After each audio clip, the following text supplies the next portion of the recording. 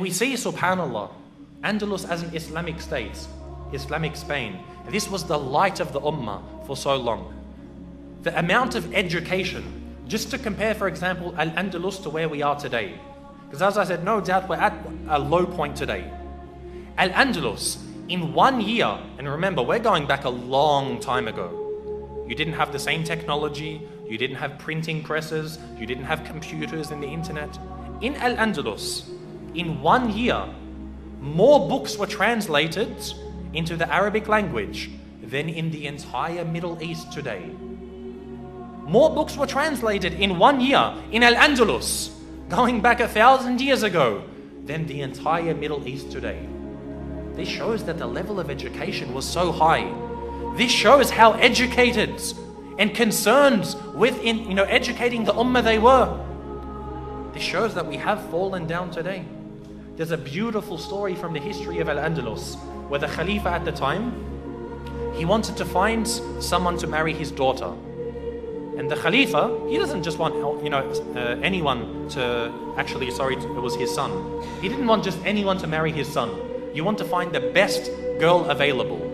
So he made a proclamation in the city of Cordoba. He said, if there is a family who has a girl that's of the age that's ready for marriage, meaning maybe 16, 20 years old, put a candle in your window tonight. And she's ready for marriage, and she has memorized the entire Quran. Put a candle in your window tonight. They said the entire city was lit up that night. The entire city was lit up because there were so many young girls who had memorized the Quran. So he said, Khair, my son can't marry that many women. So he said the next night, any of you who has a daughter who's of the age to marry, who has memorized the entire Quran and also one of the certain books of Maliki fiqh, put a candle in your window tonight. It was said again that night, not as much as the night before, but almost again the whole city was lit up by candles.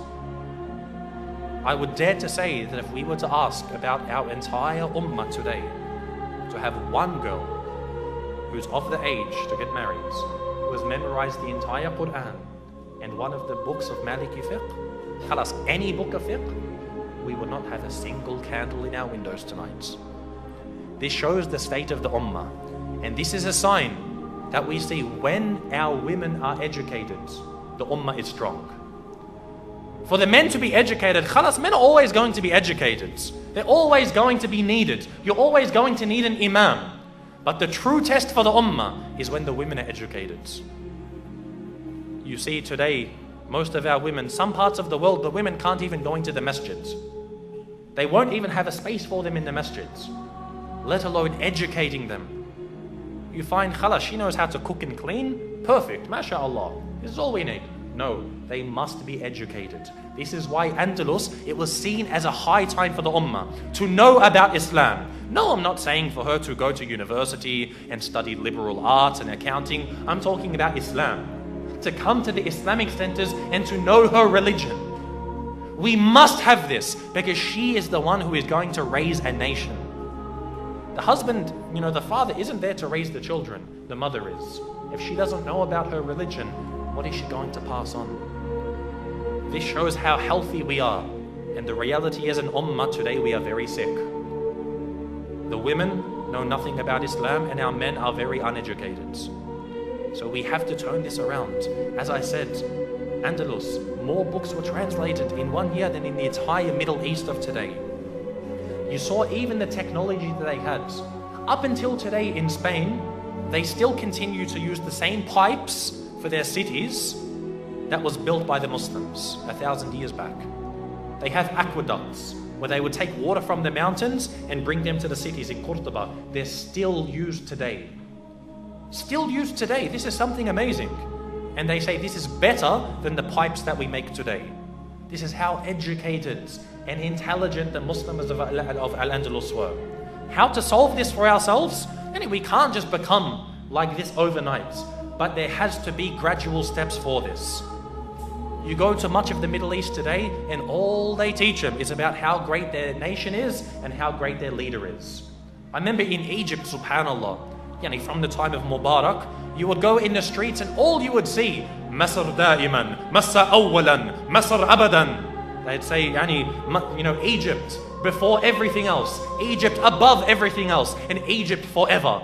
Or Masr falqal jami', Egypt above all, Egypt above all, above Allah and His Messenger, above the Quran, above Islam. According to Mubarak, yes, this is what he wanted, this extreme nationalism. And they would say we would spend more time learning about how great our nation was than actually learning about mathematics and language and things that you actually need. This is why the nation became so backwards, because the priority of the nation was to indoctrinate them with nationalism. And this is when we become weak, when we don't know our religion, when the Quran teachers are put in prison, when the ulama are persecuted and oppressed. It's not going to be a surprise that the ummah is not going to be strong. So we have to begin with education. No doubt we have to educate ourselves. We have to look at that high point and say, how can I get there? No doubt there are many roads to it, but this is an indicator of where we are. You would find so many of the great ulama of al-Islam came from this land of al-Andalus. Ibn Hazm, rahimahullah, al-Qurtubi, rahimahullah. Ibn Hazm, rahimahullah, no doubt one of the greatest scholars of the ummah. A man who had said his intelligence, you wouldn't find anyone else in his time or the times after him that was comparable to him. And these were people who, many of them were actually converts. Many of them were converts who lived in the land of Al-Andalus. So this time was no doubt a great point of the ummah, that even the kuffar, if they wanted to learn, like today, if you want to get a great education, you say, I'll send my children to Harvard or Yale or one of these Kafir universities. You find, unfortunately, in our days, it might not entirely be like this in Australia, it is to a large degree, but in many of the Muslim countries, when a student gets 100%, he gets a scholarship to go to Britain. He gets 90%, put him into medicine. 80%, put him into law. Keeps on going down. When he gets 10%, send him to the Islamic University. It's saddening, but I'm telling you, this is the reality. I remember when I was in Egypt, I'd had some classes with some of the students from Singapore in Al-Azhar. And I found, subhanAllah, a lot of these students who are studying in Al-Azhar, they've been there for 5 years. They're almost finished their diploma. They can't even speak Arabic. When it comes to wudu and the fiqh of wudu, they don't know anything. You question them, how many sunnah prayers are there for Asr? He has no idea. So you've been here for 5 years and you know nothing. And why did you come here? And he says, I wanted to get into medicine, but my results weren't good enough, so I was sent to the Islamic University. Even in Australia, you'd find, some of the universities overseas, they'll just accept anyone. Can you write your name? Yes, mashallah, get a scholarship to go overseas. This is a problem, that we have to make sure that we're sending the right people to go study. We don't just send anybody. When you see, mashallah, they excel, they get very good grades, they're the ones that we should be putting into the Islamic universities, so that we're getting the best of people with a proper understanding of the religion. So the legacy of Al-Andalus was immense. The amount of scholars that came from this land was unparalleled to many of the other lands. And the Muslims, when they began to, as we said, conquer Al-Andalus, they didn't just stop there. They didn't just stop at Spain.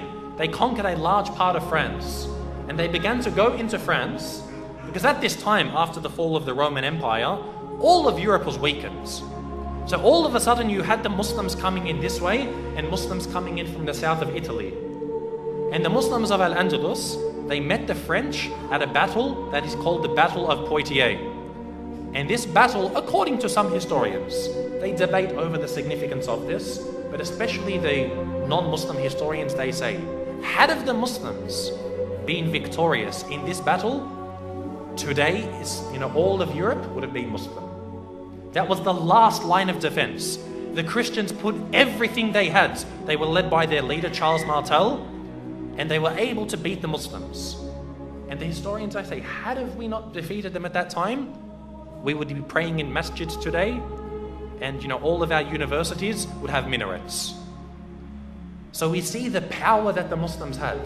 That qadr Allah allowed it to be so that they didn't continue into Europe, but Europe was in fear of the Muslims. They would fear, when are the Muslims going to come? When are the Muslims going to come? And this is how they must be. This is how they must be, in fear of Islam. Not that they say, the Muslims, these people can't even keep their streets clean. How are they going to conquer us? And this is the reality of what we find today.